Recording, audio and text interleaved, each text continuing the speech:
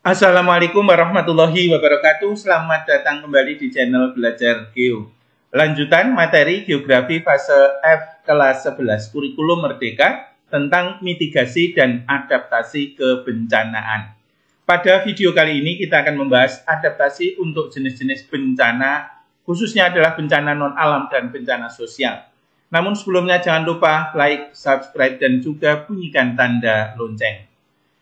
Kita awali dari adaptasi kegagalan teknologi. Yang bisa kita lakukan yang pertama adalah membatasi atau mengurangi bahan kimia yang sangat berbahaya dan mudah terbakar. Yang kedua, menempatkan bahan tersebut pada tempat-tempat yang aman atau relatif aman. Kemudian meningkatkan standar keselamatan pabrik dan juga desain peralatan seperti peralatan kostum atau seragam untuk bekerja di pabrik dan di tempat-tempat yang beresiko. Yang keempat, meningkatkan fungsi sistem deteksi atau peringatan dini yang sekarang sudah mulai semakin canggih, seperti pesawat yang sudah dilengkapi dengan radar untuk mendeteksi posisi lawan atau musuh, atau juga pesawat lain berada di udara. Kemudian yang kelima, membuat prosedur operasi penyelamatan apabila terjadi kecelakaan teknologi, seperti pada saat terjadi kebakaran di suatu pabrik atau perusahaan. Yang kedua adalah adaptasi kegagalan modernisasi bisa dilakukan.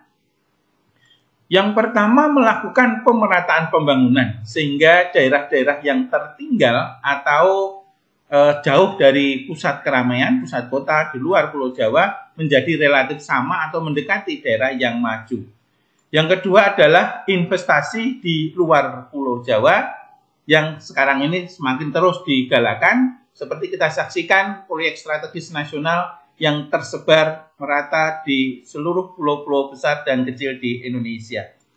Kemudian pemberian bantuan langsung tunai, ada BPJS, KIP, dan lain sebagainya. Yang keempat adalah meningkatkan kualitas dan juga kuantitas pendidikan. Dan yang kelima, membuka lapangan kerja dan atau memberikan keterampilan kepada calon pekerja yang baru di daerah pinggiran atau di daerah terpencil. Yang ketiga adalah adaptasi wabah penyakit. Kita bisa melakukan antara lain langkah-langkahnya. Yang pertama adalah selalu menyediakan atau menggunakan masker saat keluar rumah. Kemudian menghindari menyentuh muka kita, ya, baik itu mata, kemudian hidung, mulut, dan lain sebagainya sebelum cuci tangan. Kemudian menjaga jarak antara kita dengan orang lain ketika di suatu waktu nanti akan ada suatu wabah atau resiko yang tentu tidak kita inginkan seperti kemarin saat COVID. Kemudian selalu mencuci tangan memakai sabun dengan air yang mengalir. Membawa hand sanitizer ketika bepergian. Kemudian konsumsi makanan bergizi untuk tetap menjaga imun tubuh agar selalu kuat. Dan jangan lupa untuk rajin berolahraga. Kita lanjutkan, yang keempat adalah adaptasi kerusuhan atau konflik sosial ataupun huru-hara. Caranya adalah mengetahui dan mengikuti perkembangan kapan suatu kerusuhan atau demo seperti ini yang berpotensi menimbulkan kerusuhan dan juga konflik sosial seperti pertengkaran antar geng dan lain sebagainya itu akan terjadi kapan. Yang kedua adalah memahami wilayah rawan konflik baik untuk skala nasional di Indonesia maupun lokal, dan tentu kita mesti harus memahami wilayah yang aman itu di mana. Tentu wilayah yang aman fungsinya agar kita bisa dengan mudah untuk menyelamatkan diri atau berada di tempat yang aman tersebut.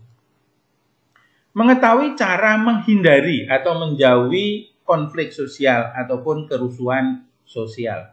Kemudian membuat pagar dan juga pintu rumah yang kuat tentu ketika sewaktu-waktu konflik terjadi kita segera bisa menutupnya, dan tentu ini akan mengurangi resiko yang akan terjadi. Yang kelima adalah mampu menjalin komunikasi dengan pihak-pihak yang konflik atau yang berpotensi untuk konflik. Dan ini yang sejatinya sangat diperlukan untuk menghindari suatu konflik sosial, kerusuhan, dan sebagainya. Yang kelima adalah adaptasi bencana sosial, khususnya pada wilayah yang sedang perang. Inilah adalah salah satu contoh adaptasinya. Yang pertama adalah merubah prioritas hidup dari berbagai pilihan, tentu kepilihan utamanya di wilayah yang perang itu adalah untuk bertahan dan selamat. Itu yang utama. Yang kedua, memetakan atau mencari aktivitas yang aman dan kemudian untuk mematuhinya. Kemudian membuang rencana jangka panjang, kemudian merubah rencana bertahan dan selamat. Kita tentukan dahulu yang terpenting dalam 1-2 jam atau bahkan 1-2 hari, kalau beruntung 1-2 minggu, 1-2 bulan, apa yang harus kita lakukan? Kalau perlu kita bisa mengungsi untuk menyelamatkan keluarga kita. Yang keempat adalah membuat rumah aman untuk keluarga. Bahkan termasuk merancang atau membuat bunker sehingga menjadi relatif aman dari resiko peperangan di dalam tanah yang juga tentunya harus nyaman.